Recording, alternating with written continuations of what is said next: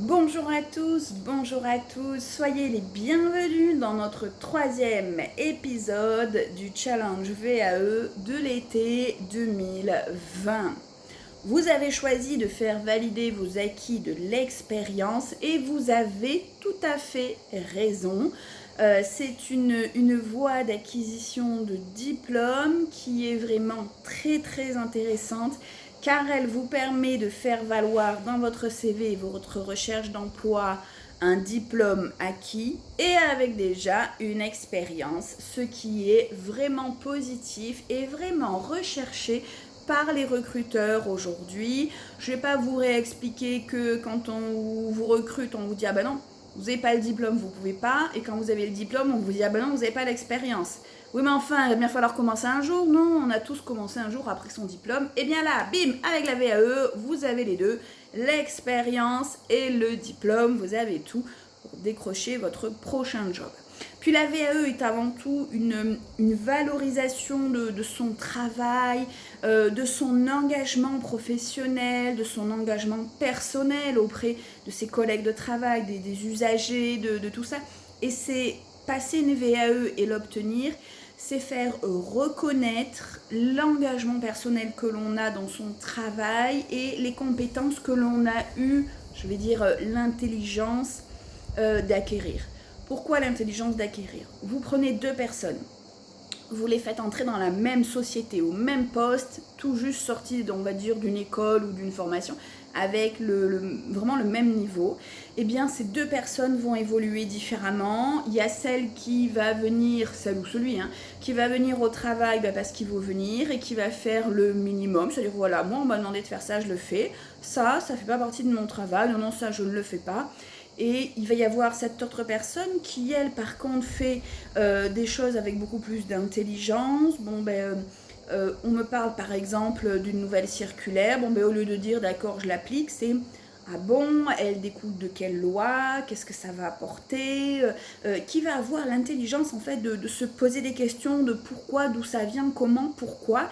Et on va avoir en peu de temps même ces deux personnes qui sont pourtant rentrées dans l'entreprise au même moment avec le même niveau de qualification.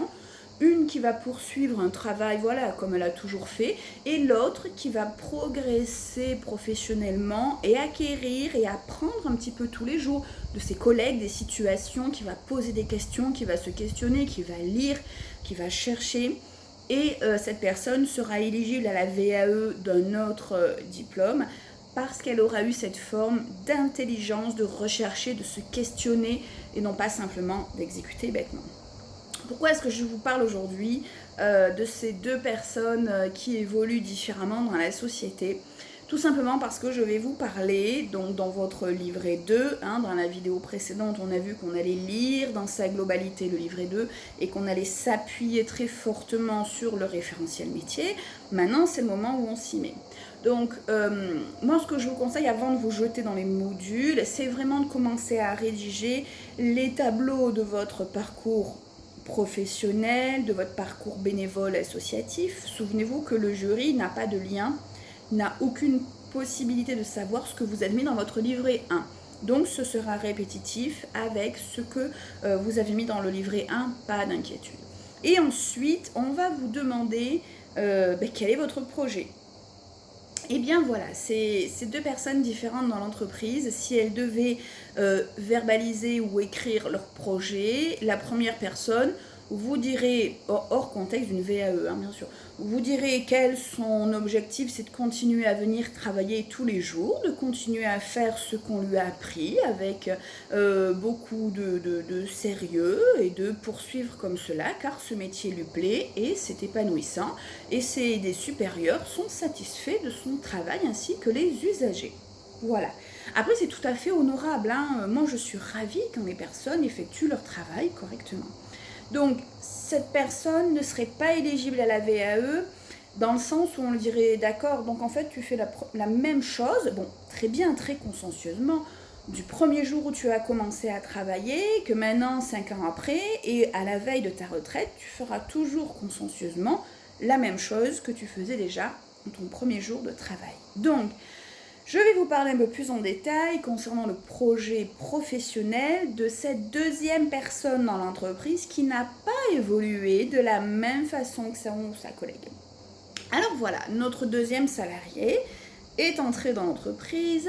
Elle a d'abord pris possession de son poste. Elle a vraiment, c'est important d'expliquer au jury qu'on n'a pas tout de suite commencé, dès qu'on est rentré, à parler d'une VAE, d'un autre diplôme, de faire autre chose. Non, non. On va d'abord prendre ses marques et faire son job correctement, efficacement, avec toutes les petites subtilités de chaque métier. Mais que très vite, donc ça c'est ce que vous présentez dans votre projet professionnel, mais que très vite vous avez eu une réflexion, c'est-à-dire quand on vous a parlé de quelque chose de nouveau dans l'entreprise, vous avez demandé pourquoi.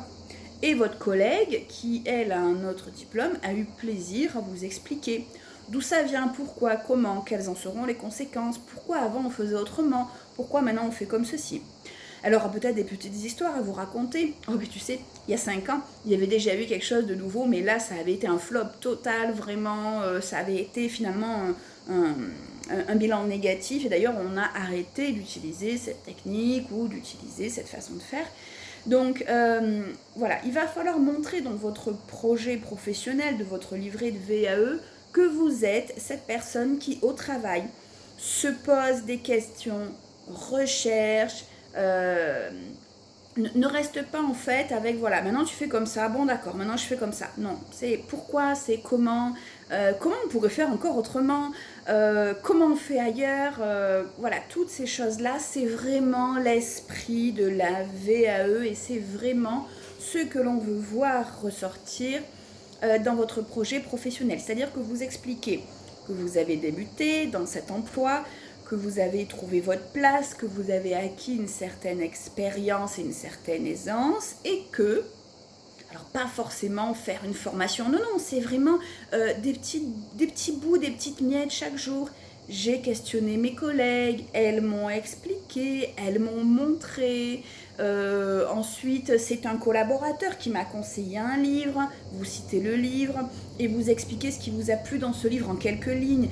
J'ai beaucoup apprécié cet ouvrage qui m'a permis de comprendre qu'on pouvait faire autrement, qu'on pouvait... voilà, c'est important. La VAE, c'est un cheminement, ce n'est pas un dû. Ce n'est pas parce que cela fait 1 an ou 1607 heures que vous faites le même travail que ce diplôme en VAE vous est dû. Pas du tout, attention. Le jury cherche vraiment à savoir qui a cet esprit de se questionner, réfléchir. On se dit, ok, aujourd'hui elle nous présente un livret qui est un petit peu incomplet, il y a des connaissances et compétences qu'elle n'a pas encore vues, qu'elle n'a pas acquis. Mais vu son esprit de recherche, son esprit d'ouverture, à questionner ses collègues, à trouver des ouvrages intéressants, à les lire, et à en appliquer l'essence de ce qu'elle va lire, on va partir du principe qu'on va faire confiance à cette personne, qu'on va valider totalement les modules pour qu'elle soit diplômée, et dire de toute façon, vu le travail qu'elle a fait jusque-là, vu le questionnement personnel qu'elle a eu, vu l'ouverture d'esprit, les recherches, le fait qu'elle prend en considération quand un collaborateur lui dit « moi je fais autrement », on va lui faire confiance et on va se dire, elle, demain, si elle tombe sur cette situation qu'elle ne maîtrise pas, elle aura l'intelligence et les capacités d'aller chercher l'information et de pouvoir se remettre en question et de pouvoir apprendre, continuer à apprendre d'elle-même. Donc, dans votre projet professionnel, ne voyez pas ça comme le but de dire... plus tard, je veux être astronaute, ministre ou dompteur de légumes. Pas du tout. Repartez du début, expliquez votre cheminement avec des acquisitions au fur et à mesure, expliquez ce que vous avez appris un petit peu tous les jours et après, enfin,